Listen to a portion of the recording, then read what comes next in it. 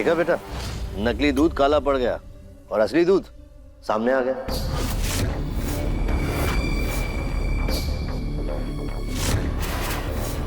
हे भगवान, ये तो हमारे दिमाग में आया ही नहीं। अगर असली दफिन जी नहीं मिल रहे हैं तो हम नकली दफिन को तो नकली साबित कर ही सकते हैं। अगर वो साबित हो गया तो अपने आप ही दफिन जी मिल जाएंगे। अब साम दाम दंड पे जो भी अपनाना पड़े हम सब अपनाएंगे और अपने दफिन जी को वापस ला कर रहेंगे।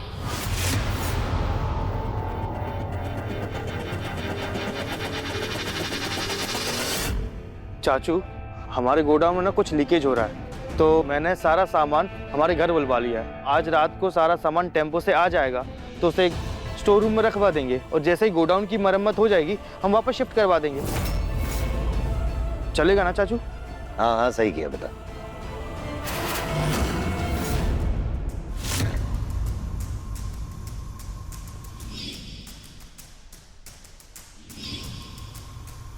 तुमने इसमें चीनी मिलाई है, ये जानते हुए भी कि दिव्यम को डायबिटीज है। हमारे दफिन जी मीठा नहीं खाते हैं, उन्हें शुगर है, लेकिन इस नकली दफिन को हमने कई बार मीठा खाते हुए देखा है। अब यही मीठे का शौक हमें उसे दादी की ये नींद की गोली खिलाने में मदद करेगा।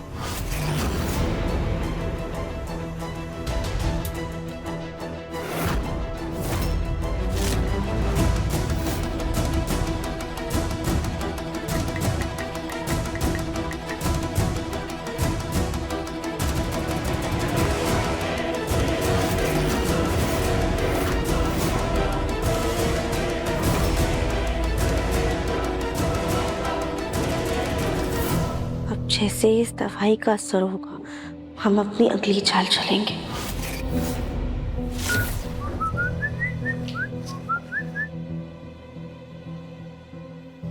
हाय, खुशबू तो बढ़िया आ रही है हलवे की।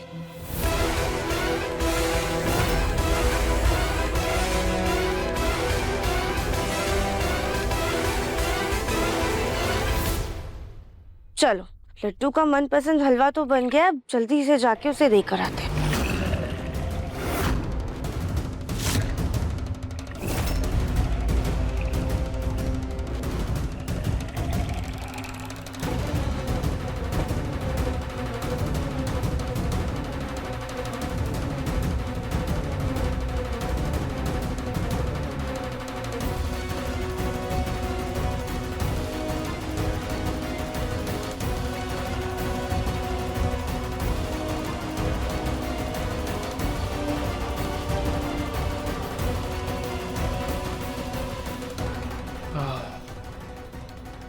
मुंह में पानी आ गया। क्या खुशबू, स्वाद भी ऐसा लाजवाब होना तो मजा आ जाएगा। आसपास में कोई नजर भी नहीं आ रहा। 2-4 चम्मच खा लेता हूं।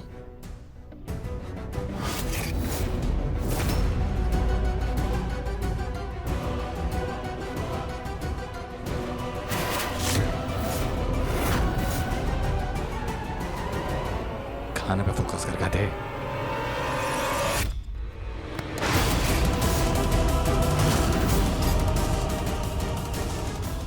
नहीं, अगर एक भी चम्मच खाया है तो तुरंत थूको उसे, जल्दी थूको।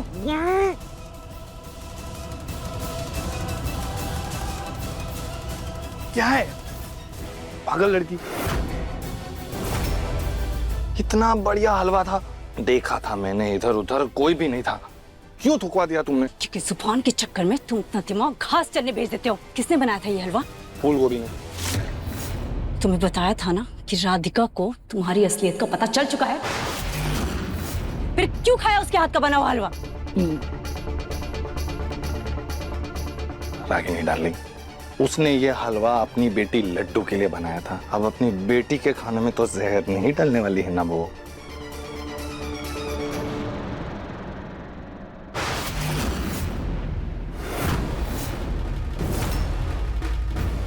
अक्ल के पैदल इंसान, सूंघो इसे, सूंघो।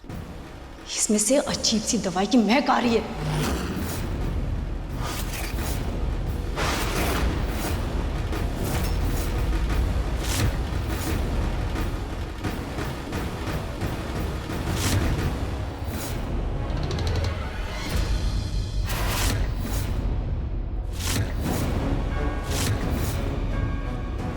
इसे देखो, इसमें दवाई का पाउडर है।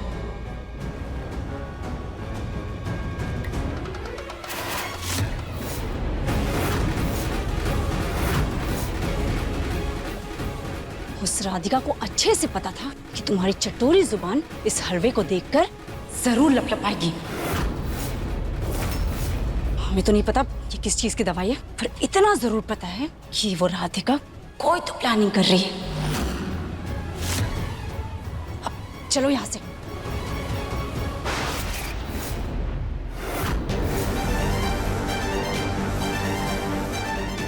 जब तक रागिनी जी तब तक हम अपने मकसद में कभी कामयाब नहीं हो पाएंगे। अब छुपके वार नहीं, बल्कि सीधा धावा बोलना पड़ेगा। अब राधिका को इस चाल का मुंह तोड़ जवाब देना होगा। हाँ लेकिन कैसे? अब जैसा हम कहेंगे बिल्कुल वैसा ही करना। हेलो। हमें एक जरूरी काम है। ठीक है मैडम, काम हो जाएगा।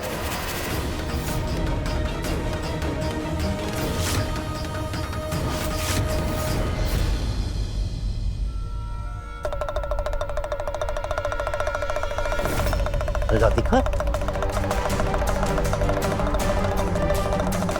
दिन में दिमाग खराब करना काफी नहीं था राधिका, जो अब रातों का भी सुकून छीने पर तुली हुई हो। तो रात के 11 बजे महादेव की कौन सी भक्ति कर रही हो?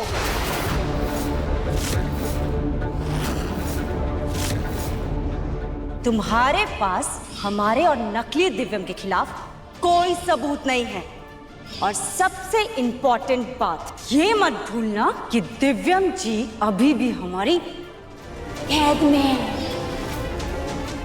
हमें पता है ये दिलीप है, हम अकेले दम पे ये सच बाहर लाकर रहेंगे।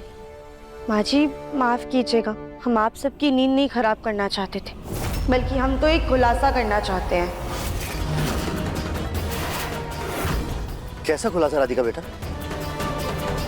पापा जी, हम सब जानते हैं कि दिव्यम जी कभी भी शराब नहीं पीते हैं, लेकिन जयपुर में गोयंकास की पार्टी में दिव्यम जी नशे की हालत में लड़खड़ा रहे थे। हाँ, क्योंकि वहाँ शायद मुन्ना को जानबूझकर किसी ने शराब पिला दी थी, या फिर उससे तुमसे परेशान होकर के खुद शराब पी ली होगी।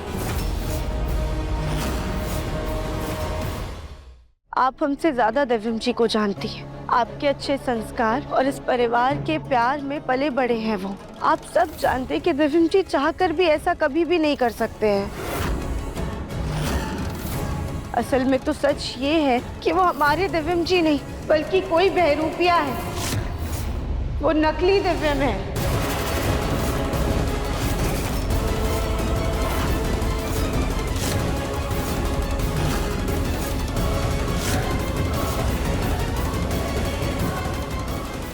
राधिका, गुंडों से लड़ाई करते समय तुम्हारे सर पर कुछ ज्यादा ही जोर से डंडा पड़ गया होगा, तभी तो तुम ऐसी बोराई हुई सी बातें कर रही हो। अरे तुम्हारी हिम्मत भी कैसे हुई हमारे मुन्ना को बहरूपिया कहने की? हाँ राधिका बेटा, ये कैसी बातें कर रही हो तुम? तुम्हें आज ही दिव्यम गुंडों से बचा कर लाया। बाबा जी, हम नहीं जानते कि उस बहरूपे ने हमें क्यों बचाया है, लेकिन आज हम आप सबके सामने उसका असली चेहरा लेकर आएंगे।